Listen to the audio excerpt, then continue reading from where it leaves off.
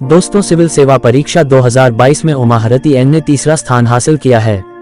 Uma हरती N Telangana की रहने वाली हैं और सिविल सेवा परीक्षा पास कर उन्होंने अपने सपने को सच कर लिया है।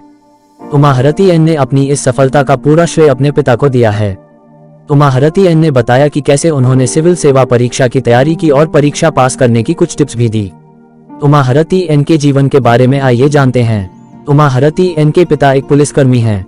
इनके पिता का नाम एन वेंकटेश्वलु है, जो कि वर्तमान में तेलंगाना में नारायणपेट जिले के पुलिस अधीक्षक के रूप में कार्यरत हैं। उमा हरती एन ने अपनी सफलता का 100% श्रेय अपने पिता का दिया है। साथ ही उन्होंने अपने दोस्तों को अपना सपोर्ट सिस्टम भी बताया।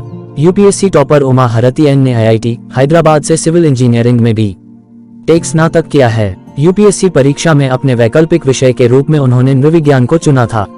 उमा हरती एन ने कहा कि अच्छी रैंक हासिल करने की उम्मीद उन्हें थी, लेकिन परीक्षा में तीसरे स्थान हासिल की उम्मीद नहीं थी। उमा हरती एन ने सिविल सेवा परीक्षा 2022 को 5वें प्रयास में पास किया है।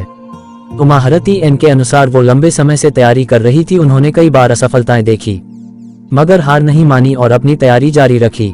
उन्होंने कहा कि परीक्षा प्रक्रिया में भावनात्मक सहयोग और परिवार का सहयोग आवश्यकता होता है।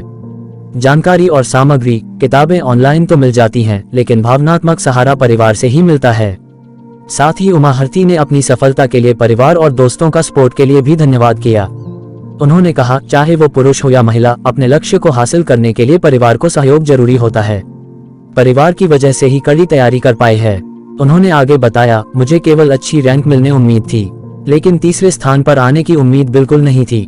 हरती ने कहा, शिक्षा और महिला सशक्तिकरण मेरे रुचि के क्षेत्र हैं। जिन छात्रों को अभी तक सफलता नहीं मिली है, उनके लिए हरती ने कहा कि युवाओं को निराश नहीं होना चाहिए।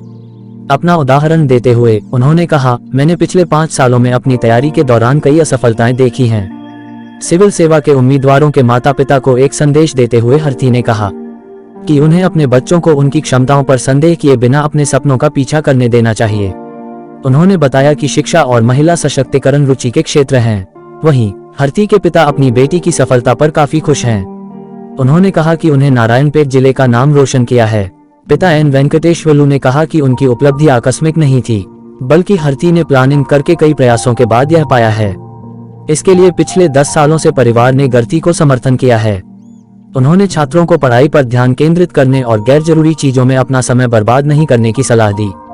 दोस्तों, यह थी उमा के संघर्ष की कहानी, जो हर एक युवा के लिए प्रेरणादायी है तथा इनसे सीख मिलती है। लाख असफलताएं आए, लेकिन कभी भी अपने असफलताओं से घबराना नहीं चाहिए, बल्कि अपनी कमियों को दूर करते हुए एक सही रणनीति के साथ तैयारी को जारी रखना चाहिए। अंत में सफलता जरूर मिलती है। दोस्तों, आपको यह कहानी कैसी लगी कमेंट बॉक्स में जरूर बताएं। ऐसे ही और अपडेट पाने के लिए चैनल को सब्सक्राइब करें और प्रमोट करें।